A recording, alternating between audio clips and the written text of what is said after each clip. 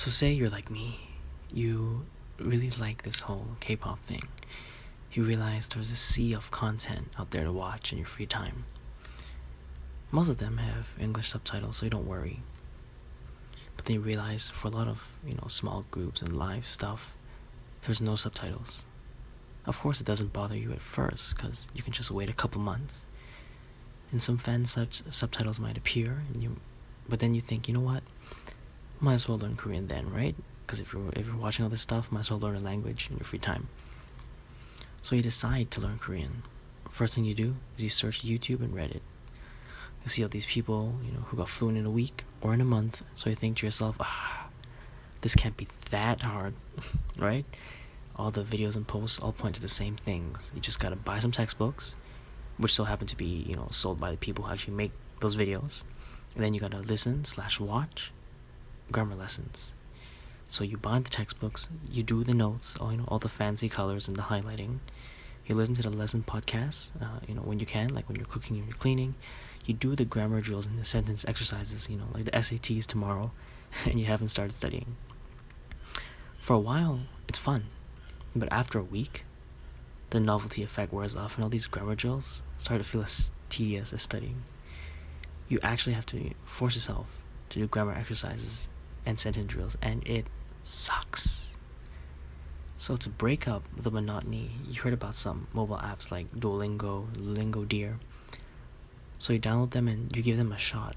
It's fun now because it feels like you're playing a game, some kind of weird language video game. But like grammar study, it soon feels like doing homework. It becomes horribly boring to do. So after a month of doing grammar exercises in Duolingo, you try to watch something without English subtitles. No surprises, you understand absolutely nothing. So you now have a choice. You can either continue to torture yourself for who knows how long, for a result that you're completely unsure that you're ever going to reach, or you can just quit, since it'll have zero impact on your life.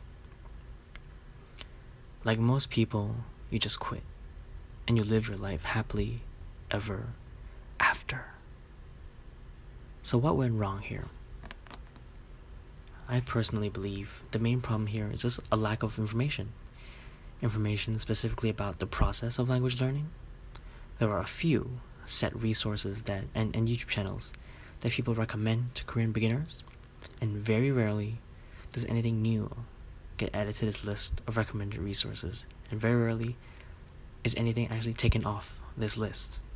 And so because of this, no one ever recommends or discusses the best and only way to learn a language, aka input-based methods. This means that very few people in the Korean language community, or most language communities in general, don't actually know about the most efficient method of learning a language. A lot of the existing resources and advice have been around for over a decade, and for some people, a couple decades even. But the advanced to beginner ratio is overwhelmingly tilted to the beginner side. Hell, some people, have been studying on for 5+ years, and they still can't understand TV shows. And it's even worse that some people, in the Korean language community are very actively against input-based methods. This makes Korean extremely difficult to learn if you don't even know about input-based methods. So what's the best way to learn Korean or any language? Immersion. Of course, it's all about immersion. Input, input, input. Mass amounts of comprehensible input is the only way we can acquire a language. Some methods have more comprehensible input, some methods have less. But at the end of the day, like it or not, it's all about comprehensible input. You see, input-based methods don't really make the language easier to learn, but they provide an efficient framework for learning a language with a clear set of principles and goals. And most importantly, it's so fun. which traditional methods are clearly not. And based on the communities I'm in, I've seen immersion learners are the only people who are able to put in ridiculous amount of hours into learning the language and still be able to enjoy the process. And as you can imagine, the retention rate is ridiculously high. No one here quits after a month or 3 months. People are here to immerse for the long run. Now I'd imagine if more people knew about these input-based methods, the Korean learning community would be in a very different place right now. Which brings me to my greater point here about why I make videos. I tried learning Korean twice, and I failed twice. If I had found out about these immersion learning methods earlier, I probably I guess, would have been pretty decent at Korean by now. But as we discussed, there's basically no information about input-based methods in a Korean learning community. Which is true for all language learning communities, but I think it's pretty bad for the Korean language learning community in particular. So although I'm far from fluent, the reason why I make videos is because if I can help someone, just one person, who was in the same situation I was in, it's a win for me. I still have a tiny channel, but I've had some organic reach with my videos, and I had the chance to help people, give them some tips on how to start the whole immersion learning process.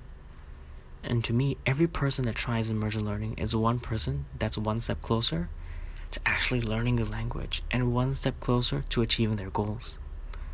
And I also want to encourage everyone who's using input-based methods to learn language to start making some content. It could be YouTube, Twitter, blog posts, Instagram.